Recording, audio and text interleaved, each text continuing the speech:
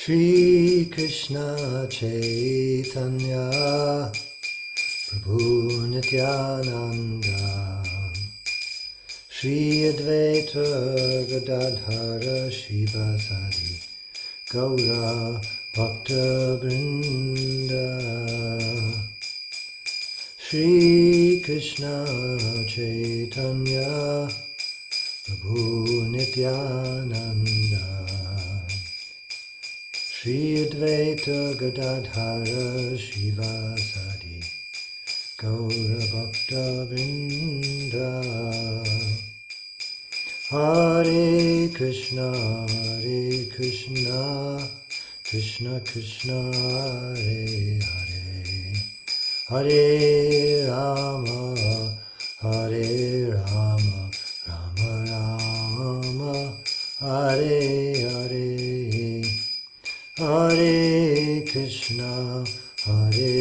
Krishna Krishna Krishna Hare Hare Hare Rama Rama Rama Hare Hare Hare Krishna Krishna Krishna Hare Hare Hare Rama Rama Rama Hare Hare Hare Krishna Krishna Krishna Hare Hare Hare Rama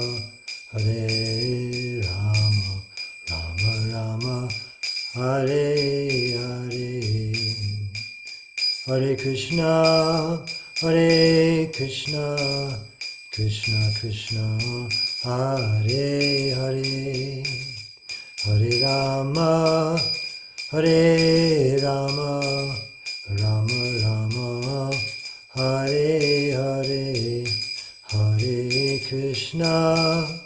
Hare Krishna Krishna Krishna Hare Hare Hare Rama Rama Rama Hare Hare Hare Krishna Krishna Krishna Hare Hare Hare Rama Rama Rama Hare Hare Hare Krishna Krishna Krishna Hare Hare Hare Rama Rama Rama Hare Hare Hare Krishna Krishna Krishna Hare Hare Hare Rama Rama Rama Hare Hare Hare Krishna Krishna Krishna Hare Hare Hare Rama Rama Rama Hare Hare Jayam Vishnupad Paramahansa Parivrajacacharya Ashtottara Shri Srimad A.C. Bhaktivedanta Swami Prabhupada Ki Jai Anantakoti Vaishnava Vrinda Ki Jai Namacharya Srila Haridas Thakur Ki Jai Prem Se Kaho Shri Krishna Chaitanya Prabhu Nityananda Shri Advaita Gadadhara Shri Vasadi Gaur Bhakta Vrinda Ki Jai Shri Shri Radha Krishna Gopa Gopinath Shama Kunda Radha Kunda Giri Govardhan Ki Jai Shri Vrindavan Dham Ki Jai Shri Navadvip Mayapur Dham Ki Jai Ganga Mayi Ki Jai Jamuna Mayi Ki Jai Bhakti Devi Ki Jai Tulsi Devi Ki Jai Samaveta Bhaktavrinda Ki Jai. All glories to the assembled devotees. All glories to the assembled devotees. All glories to the assembled devotees. Gaur Premanande, Hari Hari Bol. Hare Krishna, and welcome to Srimad Bhagavatam with His Holiness Jayadvaita Swami and friends. I add friends tonight because Maharaj let me know that he had double booked himself this evening, so he's doing a program live elsewhere. He may be able to show up tonight and join our Sangha here or not. I'm not sure, but I'm sure he'd want us to proceed nevertheless. So I'm very eager to hear, especially from everyone today. No need for one person to talk too much, but eager for everyone's participation as far as they're willing and able. Hare Krishna. Om Namo Bhagavate Vasudevaya. Om Namo Bhagavate Vasudevaya. Om Namo Bhagavate Vasudevaya. So tonight we're starting with Srimad Bhagavatam, 4th Canto, Chapter 9. We just started, Chapter 9. So we're starting tonight with text number 4. And as you may recall, Dhruva Maharaj had just received the Lord's mercy in the form of his personal darshan. And now we hear what happens next. Let me get to that page. Hare Krishna. So here, Satang vivakshantam atadvidang harir gyatvasya sarvasya cha hridyavastitaha kritanjaling brahmam mayena kambuna pasparshabalang kripaya kapole. Although Dhruva Maharaj was a small boy, he wanted to offer prayers to the Supreme Personality of Godhead in suitable language. But because he was inexperienced, he could not adjust himself immediately. The Supreme Personality of Godhead, being situated in everyone's heart, could understand Dhruva Maharaj's awkward position. Out of his causeless mercy, he touched his conch shell to the forehead of Dhruva Maharaj, who stood before him with folded hands. Purport: every devotee wants to chant the transcendental qualities of the Lord. Devotees are always interested in hearing about the Lord's transcendental qualities, and they're always eager to glorify these qualities, but sometimes they feel inconvenienced by humbleness. The personality of Godhead, being situated in everyone's heart, specifically gives a devotee intelligence to describe him. It is therefore understood that when a devotee writes or speaks about the Supreme Personality of Godhead, his words are dictated by the Lord from within.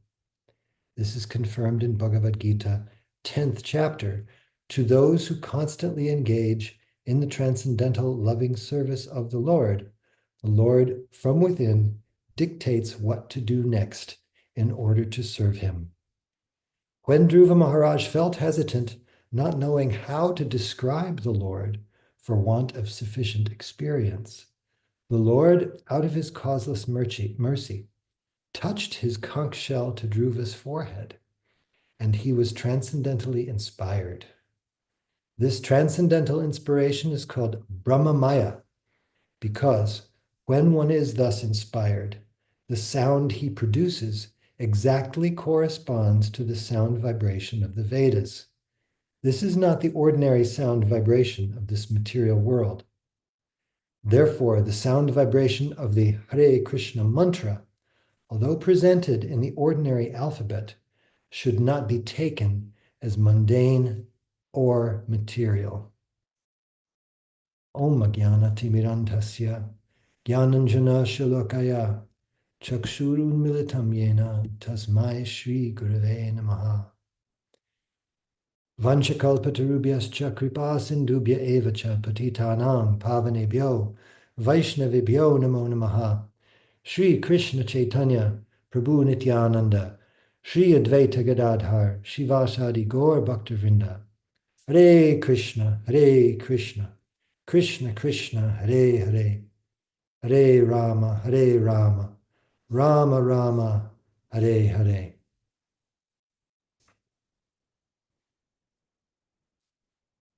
First thing I noticed here is that the word in the Sanskrit used for conch shell is uncommon. It's only used two places that I could see in the Bhagavatam, and that is Kambuna with his conch shell. Usually conch shell is Shankha. That's the most common word that we see. But often when we're dealing in Sanskrit poetry, the author changes the word to make the poetic meter go better, or the internal rhyme of the word. For whatever reason, it has some special meaning or sound that fits better in this particular sentence. So that's the word used for conch shell here, kambuna. I had to look that up. The other time it's used is in the 8th canto for describing the personality of Dhanvantari. When he appears from the ocean of milk, he's described as Vishnu with darkish complexion and glittering ornaments and a yellow garment. And this kambuna, the conch shell, which most everywhere else in the Bhagavatam is shankha. Prabhupada says something here that spoke to me directly about our own Sangha here. And it says, the devotees are always interested in hearing about the Lord's qualities, and they like to glorify those qualities, but sometimes they feel inconvenienced by humbleness. This happens a lot in assemblies of devotees, and ours is no exception. People are shy.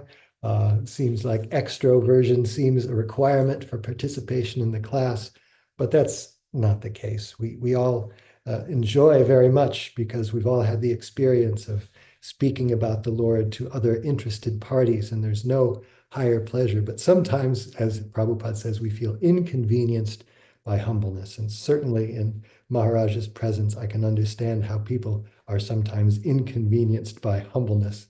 But this whole program that we have here is meant to give us an opportunity to not only hear, but also speak. And Maharaj has been very encouraging in this regard.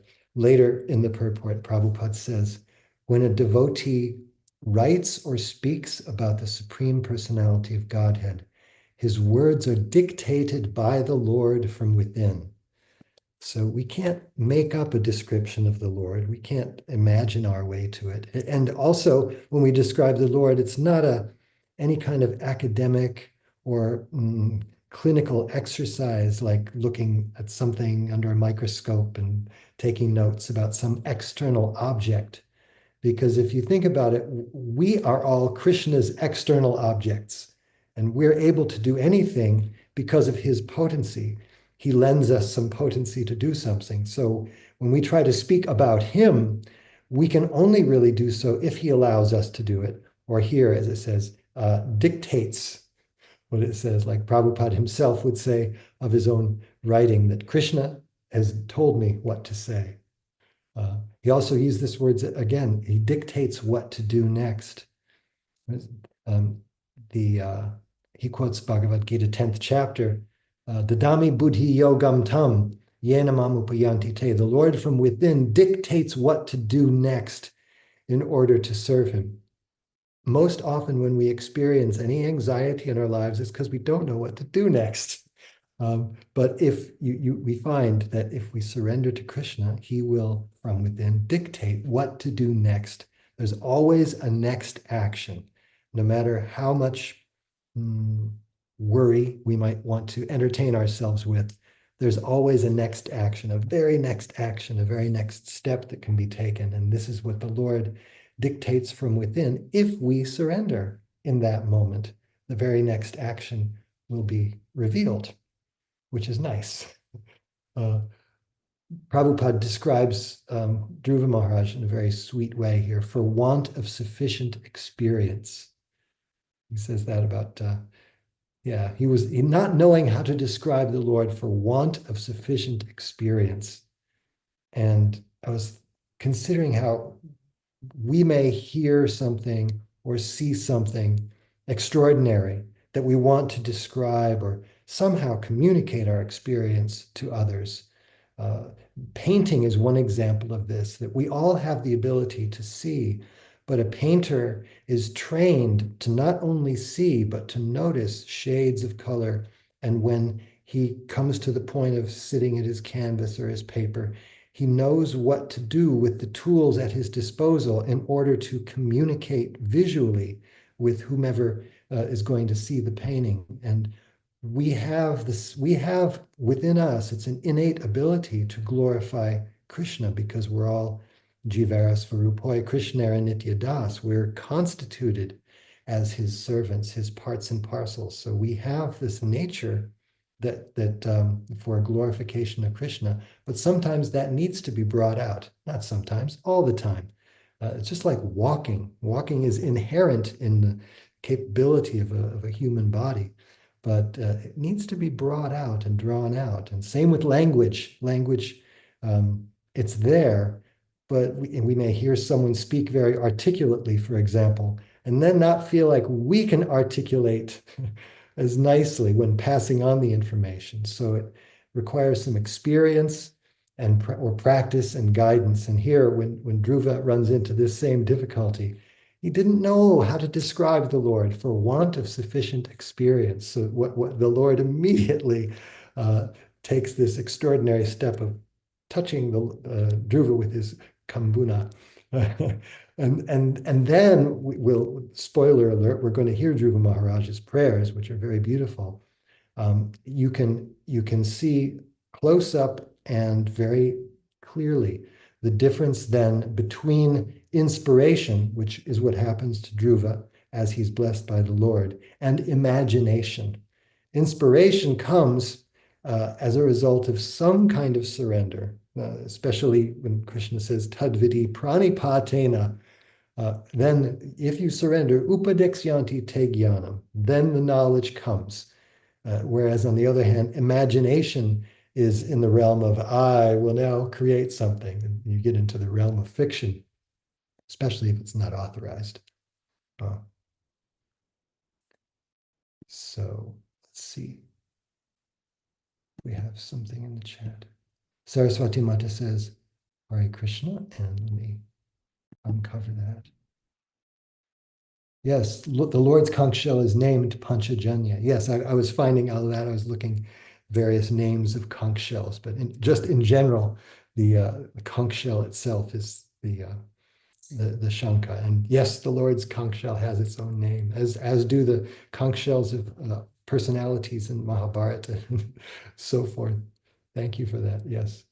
Vijay Krishna Prabhu says, because Dhruva was inexperienced, he could not adjust himself immediately. If experience helps me to adjust myself immediately, my question is how to become experienced.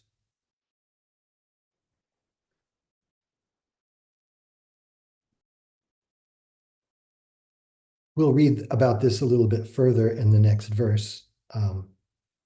The qualification or for one to be experienced comes up next in the purport, in the commentary. In fact, if it's okay, we'll just get there and we'll discuss that then, because Prabhupada really points that out. So I don't want to just go there before Prabhupada does. So if that's okay, that's what we'll do. Hare Krishna. So, any other questions or comments before moving on? It looks like Maharaj is indeed in another engagement, so we are here together. Panchatattva Prabhu, would you like to read our next verse and purport? Sure.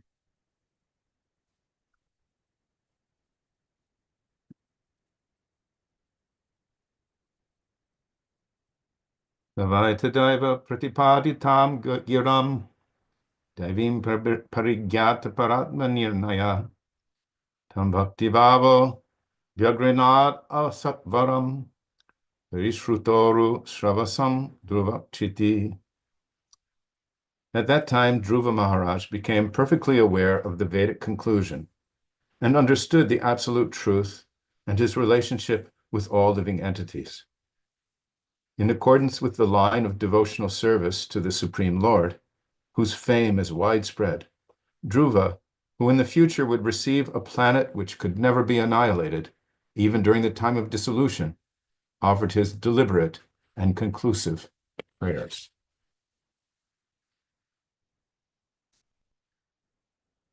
Purport. There are many important items to be considered in this verse. First of all, the relationship between the absolute truth and the relative material and spiritual energies is here understood by a student who has complete knowledge of the Vedic literature. Dhruva Maharaj never went to any school or academic teacher to learn the Vedic conclusion, but because of his devotional service to the Lord, as soon as the Lord appeared and touched his forehead with his conch shell, automatically the entire Vedic conclusion was revealed to him. That is the process of understanding Vedic literature. One cannot understand it simply by academic learning. The Vedas indicate that only to one who has unflinching faith in the Supreme Lord, as well as in the spiritual master, is the Vedic conclusion revealed. Maybe we'll parse it out. It's kind of a long purport. Om Jnana Timaranda Shagananjana Salakaya Chakrumani Tam Jena Tasmai Shri Gurave Namaha Namahom Vishnu Padaya Krishna Prastaya Bhutale Gurudasa Jayadvaita Swami Iti Namine Yasya Devi Parabhaktir Yata Deve Tata Guru Tasyaite Katitahi Arta Prakasha Mahatmana.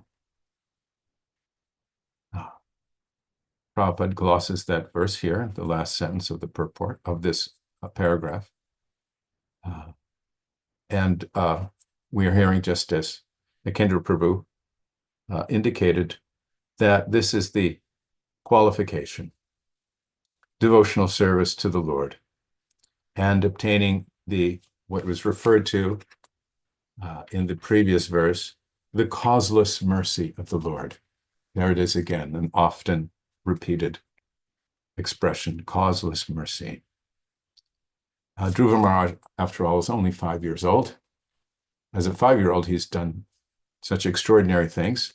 He's also obtained the mercy of his spiritual master, Narada Muni. So he has followed Narada Muni's instructions, and now he's obtained the mercy of Krishna, who has appeared to him personally. It's interesting that the Krishna acts in this way when you think about it. Kendra has pointed out this different word describing the conch shell, but this conch shell is employed in different places in the Bhagavatam in this way, touching the head and giving benediction to the devotee, here to Dhruva Maharaj, and in this way enlightening him with all of the conclusions and purports of the Vedic knowledge. It's not approachable simply by academic learning. I think it's interesting that Prabhupada says simply by academic learning. Prabhupada has, after all, given us these wonderful books to learn from. So that's part of the process, but that's not all of the process. The process involves chanting Hare Krishna. It involves, especially, bringing the mind and senses under control with the 4 regulative principles. It involves rendering service to the saintly persons and one's spiritual master. So all of these things taken together are devotional service. It involves accepting only Krishna prasadam as one's foodstuffs and so forth. So all of these things taken together constitute devotional service. And when that devotional service is mature, when one is acted in such a way and surrendered in such a way, then the complete mercy of the Lord can be obtained by the mercy of one's guru. So this is what we're seeing right here for Dhruva Maharaj, quite extraordinary. Are there any comments or questions at this point? Just something from me, Prabhu, if you don't mind. Go for it.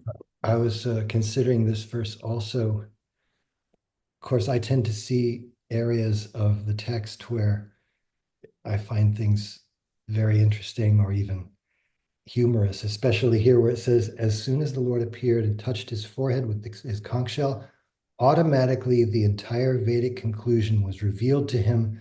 That is the process of understanding Vedic literature. So Yeah. it may be taken slightly out of context. You may think, well, the Lord hasn't touched me with the conch shell yet, so therefore I don't understand it quite as well as I could. But then I was very grateful that you brought up this verse, Yasya Deve Para Bhaktir, because Tasyate katita hyarta prakashante mahatmanaha. yeah, the Tasyaite Katita Hyarta, the artha means you get the benefit of the kata, whereas you can be hearing it and falling asleep and not interested, like I was in chemistry class in high school, and you don't get the artha, you don't get the benefit. The jnana is in front of your face, but there's no transformation of your life. There's no vijnana. You're not inspired to take action.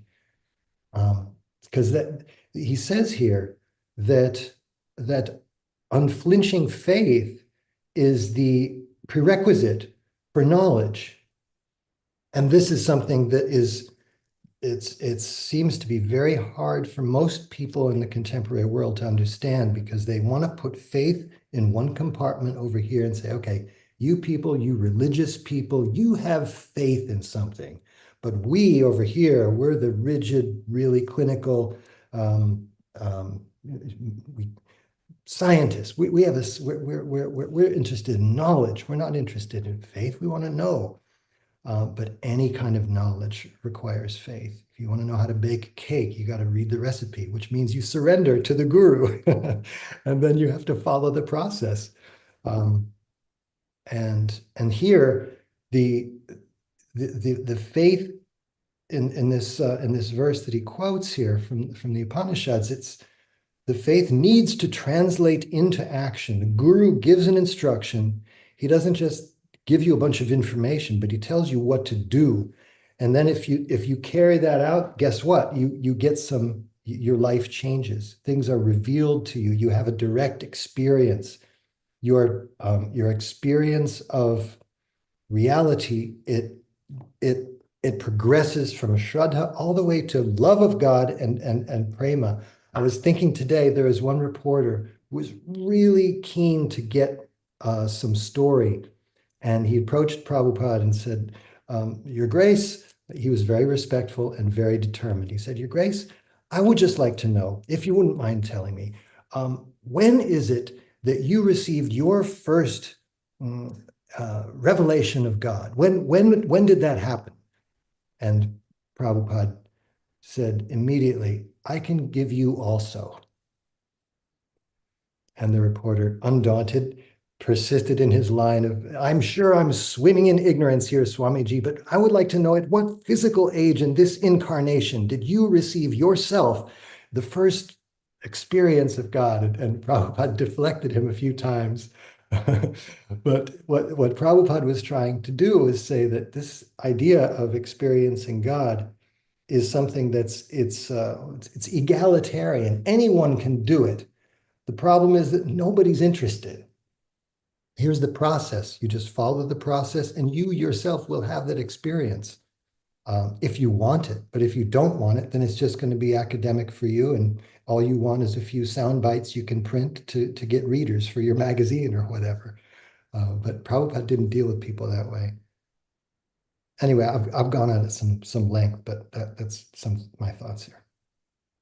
Yeah, it seems like for an outsider, someone practicing Krishna consciousness only has faith, or anyone on any spiritual path or involved in some religious movement, say, they think that that's the end, that someone has some faith, expresses some faith in some deity or in some process, and that's the limit of their experience.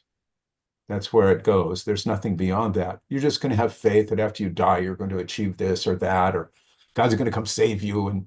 But devotees who become advanced, like Dhruva Maharaj, their faith it matures. It's faith is, in one sense, it's this stepping stone to devotional service. It's a beginning. It opens the door, bowing down to a great devotee, rendering a little service, It opens the door, as Narada Muni in his previous life had that door opened by the causeless mercy of the Bhaktivedantas. And unfortunately, and also, in a sense, wisely, by the covering of the material energy, a person in the lower modes of nature and disinterested by design, by definition, looks at devotees and sees just someone who has some faith in something, and there's nothing more there.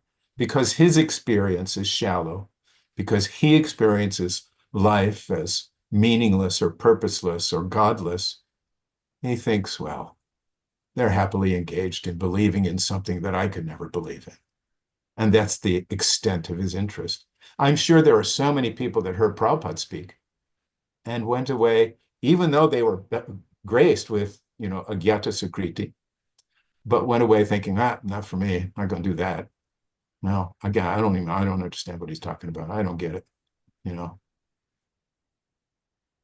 So, no faith, no entrance. But Prabhupada was offering that report you described, the opportunity. He said, I can give you also. I mean, what an offering. What a chance. He just stuck to his guns, take his notes. Hare Krishna. Hare Krishna. Saraswati Mata has her hand up. Please go ahead, Mataji. Just a couple of things. Usually people think that advanced knowledge is attained in advanced age, but here we find Dhruva at the age of 5, having received the mercy. It's not that doesn't apply, that it's only with advancement in age that you get this advanced knowledge. And also I was reading a little while ago about how somebody could be very gifted and have all this knowledge, and I'm thinking specifically of one devotee. I think his name was Keshav Kashmiri, and he came from Kashmir, and he was gifted because he had the complete blessings of Saraswati Devi. So he was extremely gifted, but he also became quite proud. And so when he met Chaitanya Mahaprabhuji, he thought, well, here's someone quite a bit younger than me, and he sort of dismissed Mahaprabhuji, thinking, oh well, no one can really compete with the sort of knowledge that I have. I am very special because Saraswati Mata has gifted me. I'm under her protection. So that can also apply. You may have all this knowledge, but at the same time, you could be contaminated with this quality of being proud, and even when someone who may be younger than you sort of dismiss them, thinking, oh well, they're younger than me. I'm senior in age, so therefore, I know more than that person. And the other thing I was also thinking is that yes, it's very special when you have been blessed by the Lord with all this Vedic knowledge, but we know that the greatest devotees, the gopis, they didn't particularly have knowledge of the Vedas, but yet they're the topmost devotees. So we know that's also a major factor. Hare Krishna. Jai Jai, thank you so much. All great points, so much. Shall we continue the purport? Oh yeah, please. Yeah, Vijay Krishna, would you like to read? Would you like to do a little reading? I'm in the beginning of the second paragraph of the purport for text 5.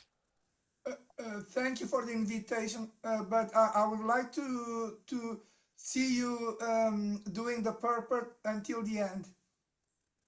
Okay. No one else wants to step forward. Hare Krishna. The example of Dhruva Maharaj is that he engaged himself in devotional service to the Lord according to the order of his spiritual master Narada Muni. As a result of his rendering such devotional service with great determination and austerity, the personality of Godhead personally manifested himself before him. Dhruva was only a child. He wanted to offer nice prayers to the Lord, But because he lacked sufficient knowledge, he hesitated. But by the mercy of the Lord, as soon as the Lord's conch shell touched his forehead, he became completely aware of the Vedic conclusion.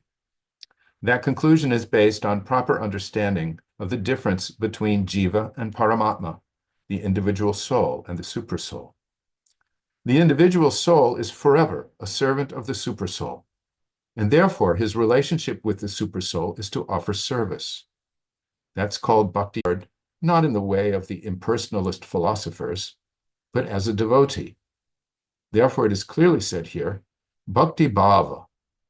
The only prayers worth offering are those offered to the Supreme Personality of Godhead, whose reputation is spread far and wide.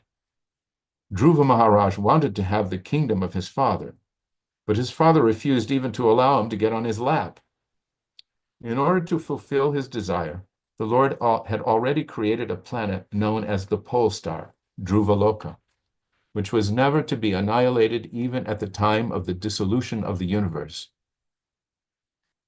Dhruva Maharaj attained this perfection not by acting hastily, but by patiently executing the order of his spiritual master. And therefore, he became so successful that he saw the Lord face to face. Now he was further enabled by the causeless mercy of the Lord to offer fitting prayers to the Lord. To glorify or offer prayers unto the Supreme, one needs the Lord's mercy. One cannot write to glorify the Lord unless one is endowed with his causeless mercy.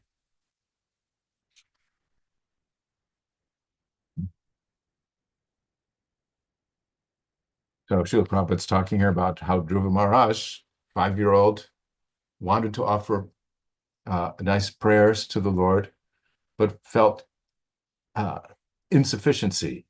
He felt he lacked the ability to do it. He didn't have the knowledge. He hesitated. And the Lord, seeing this, touched his forehead with his conch shell and made him completely aware of the Vedic conclusion, which is no small achievement. That's quite something. And Prabhupada gives the foundation for that proper understanding as the difference between Jiva and Paramatma, or the soul and the supersoul, and their eternal relationship. So devotional service is all about expressing that relationship through bhakti yoga or bhakti bhava.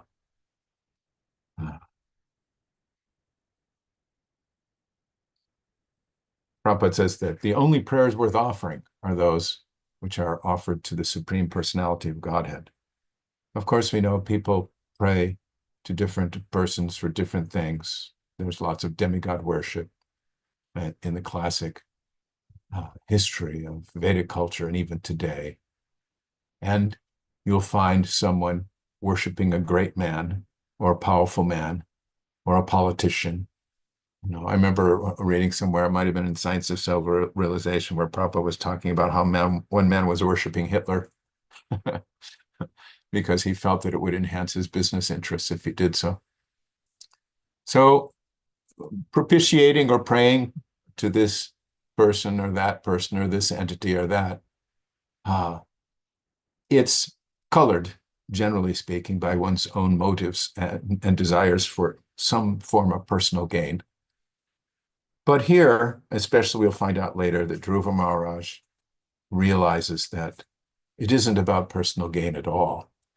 It's about pleasing the Supreme Personality of Godhead and being in a loving relationship, or bhakti bhava. And the Lord, out of his kindness, gives him a whole planet. He wanted a kingdom greater than his father, so he gets the pole star. Krishna benedicted him anyway, in that way. But here we see that the real benediction is when he touched Dhruva Maharaj's forehead with his conch shell and helped him to understand everything. There's mention at the end of the purport about glorifying or offering prayers unto the Supreme, needing the Lord's mercy.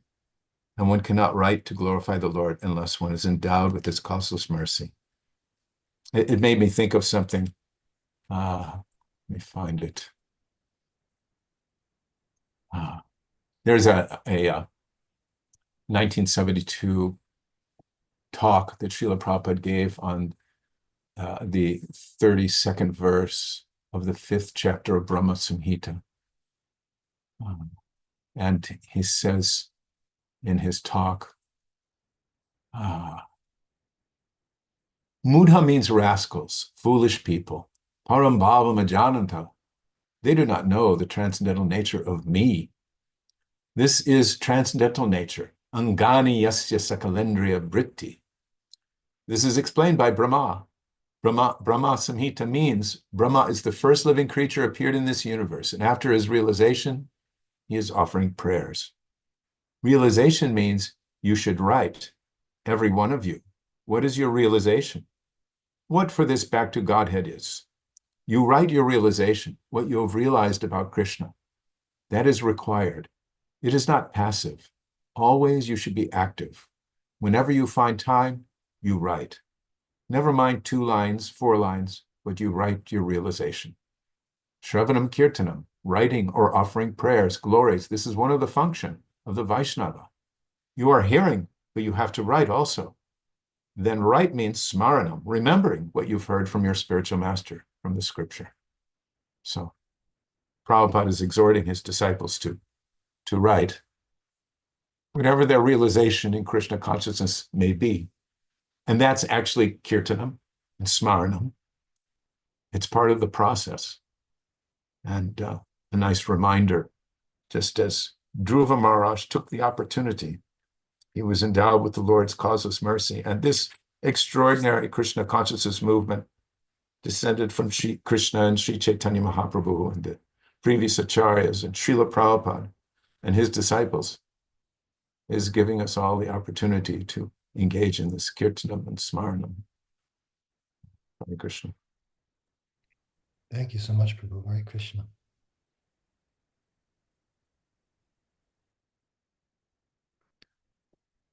We have a hand up. Vijay Krishna Prabhu, please go ahead.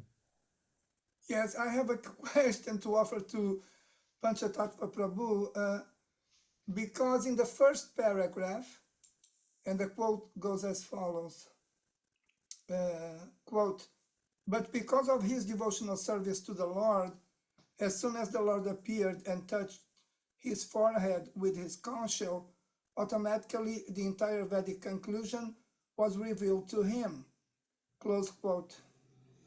So I am confused here, because the reason why the Lord appeared to Dhruva Maharaj,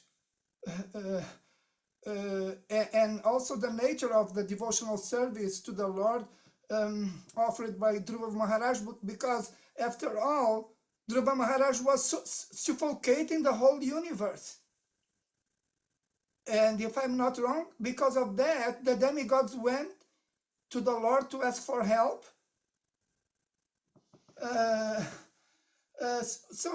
So the Lord appears to Dhruva Maharaj because Dhruva Maharaj is creating this such kind of disturbance. What kind of devotional service is this? I know this is if I may say it, I know that this is a difficult question, but I must ask, what would be your answer, Panchatattva Prabhu? Well, Dhruva Maharaj's effect, if you will, of his intense austerity and meditation, it precipitated the demigods' disturbance, and they approached and they made their complaint known because they found it was quite extraordinary. And these are all, to me, side effects. But the real thing here is Dhruva Maharaj's devotional service, as instructed by his spiritual master, chanting Om Namo Bhagavate Vasudevaya, and engaging in very, very concentrated meditation. It created this effect, but that really wasn't Dhruva Maharaj's purpose. His purpose was to satisfy the Supreme Personality of Godhead.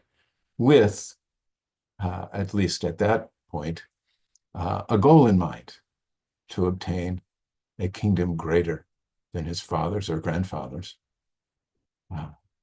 So those things were happening there, and it was a wonderful display, certainly, that his meditation was so intense that it could be felt throughout the universe.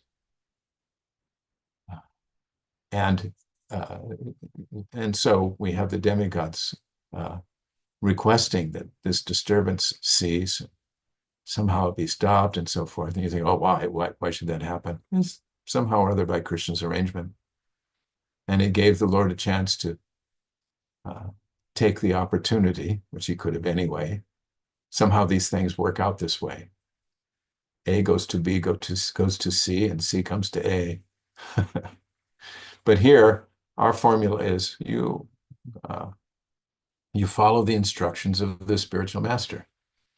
And then whether you become so heavy in your meditation that it creates some extraordinary phenomenon that's universally felt, or whether it's you in your hut by the Ganges, or you in your home in the Azores, you're satisfying Krishna. And one day Krishna will touch you on the forehead with his conch shell. Hare Krishna. Hare Krishna, Prabhu. If I may say it, just brilliant answer to my question. Thank you very much, Hare Krishna. Most beautiful answer. Thank you very much.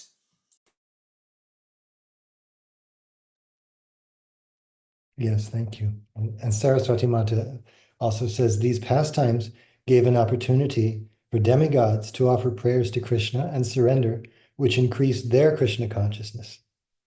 Yeah, Krishna does do a lot of things with one action.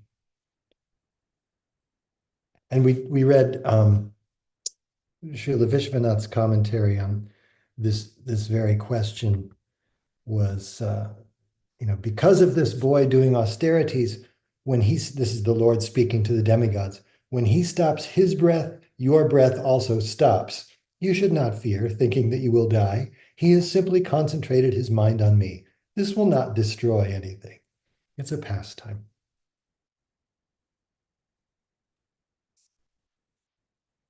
And also, if I could, I'd like to bring out some of the commentary here on the verses that we've discussed so far today by Srila Vishwanath Chakravarti Thakur on text number 4, where he touched him on the forehead. His commentary goes like this. I'll read the verse too. The Lord, situated in everyone's heart and in Dhruva's heart as well, seeing that Dhruva, standing with folded hands, wanted to speak, but did not know how to express himself properly, touched him on the forehead with his conch, which was non-different from the Vedas. So then he says in his commentary, Dhruva wanted to speak of the Lord's qualities, but did not know how to do it. Knowing that Dhruva could not express himself in Sanskrit, since he did not know grammar, he touched him on the forehead with his conch, which was composed of the Vedas. So Brahma Mayena, he takes it here to mean the conch shell, the Lord's conch shell himself, composed of the Vedas. And then in text number 5, the verse rendered here goes, having gained words to describe the Lord, understanding the difference between Jiva and the Lord, and possessing only devotion as his goal, Dhruva, who would attain an indestructible abode, then praised the Lord, whose fame is widespread. And in the commentary, the Thakur says, having gained words to describe the Lord, he offered prayers. Instead of pratipadya, Sanskrit commentary here, sometimes pratipaditam, given by, is seen. Then the verb form attaining should be supplied. Then the meaning is, quote, gaining words to describe the Lord, given by the Lord, end quote. Dhruva understood the distinctions between Paramatma and Jiva. His goal, bhava, or his nature, was bhakti, not Sankhya or yoga. Gaining control of himself, Asatvaram, he praised the Lord, whose fame is widespread, Parishrutarusravasam. Dhruva would have a place, Kshiti, which would not be destroyed during Pralaya, and which brings me to one of the things I liked about this purport. He says that he knew Dhruva's desire, and he had prepared that planet for him already. The Lord had already created a planet known as a pole star in order to fulfill his desire. So that was already there. So just think how the Lord knows our desires and is prepared to fulfill them. And we think sometimes things are impossible, but the Lord knows what we want.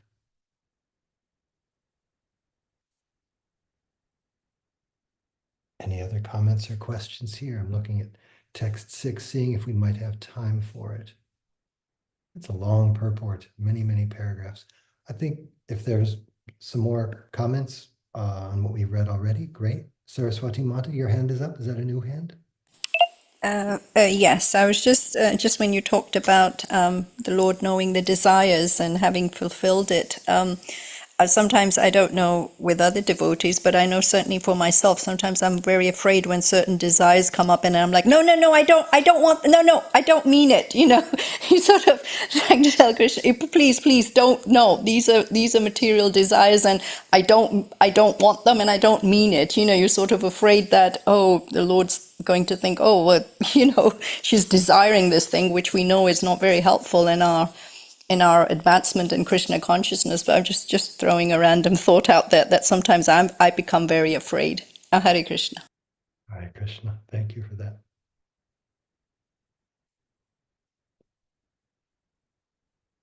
Anything else?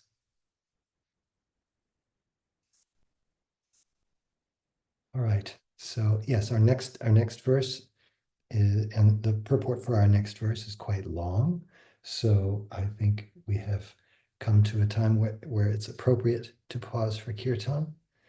And I would like to see if Panchatattva Prabhu would either lead or appoint someone of his choice to lead, since I led the first one.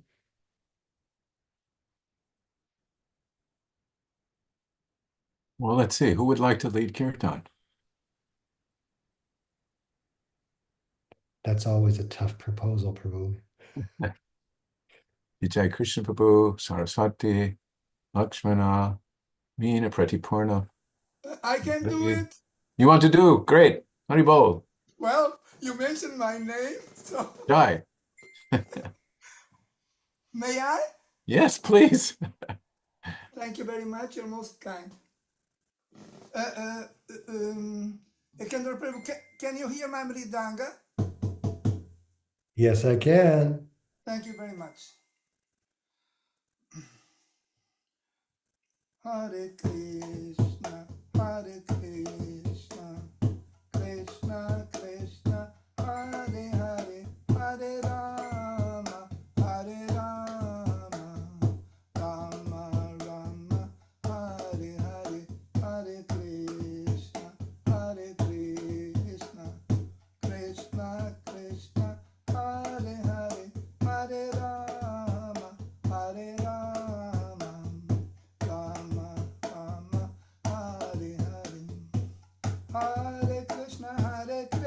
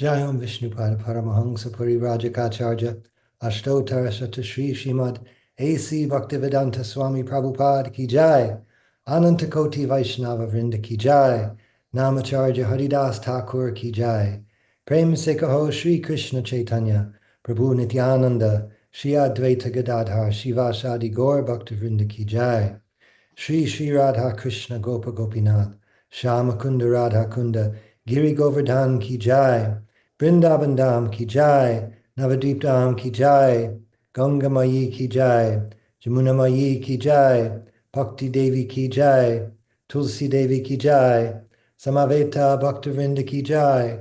All glories to the assembled devotees. All glories to the assembled devotees. All glories to the assembled devotees. Gaur Premanande Hari Hari Bol. Thank you, Vijay Krishna Prabhu. Thank you, everyone, for being here, for your comments, participation, questions, everything. And looking forward to seeing you again tomorrow, if not sooner. Apparently, Maharaj will be able to be with us again tomorrow and Friday. So, Srimad Bhagavatam Ki Jai, Srila Prabhupada Ki Jai, His Holiness Jayadvaita Swami and friends Ki Jai. Jai, Ramaveta Bhaktivinoda Ki Jai. Jai. Gaur Premanande. Hari Hari. Haribol. Jai. Thank you, everyone. Jai, Jai, Jai.